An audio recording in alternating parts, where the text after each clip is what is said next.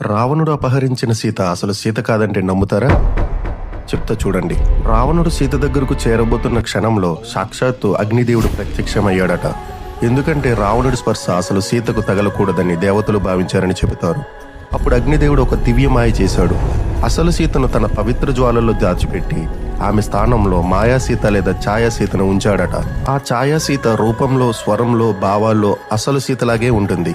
ఎవరూ తేడా గుర్తించలేరు. అందుకే రావణుడు కూడా మోసపోయాడు. అతను అపహరించింది అసలు సీతనే కాదు. లంకలో అశోకవనంలో కూర్చుని బాధపడింది ఆ ఛాయ సీతే. ఇక హనుమాన్ లంకకి వెళ్లి చూసింది కూడా అదే మాయ సీతనే.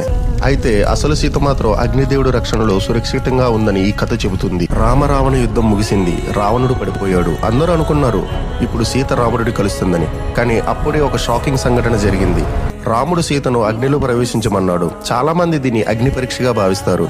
కానీ కొన్ని రామాయణ వెర్షన్స్ ప్రకారం అది పరీక్ష కాదు, అది ఒక దివ్య మార్పిడి. మాయాసీత అగ్నిలోకి వెళ్లిన తర్వాత అగ్నిదేవుడు అసలు సీతను బయటకు తీసుకొచ్చాడట.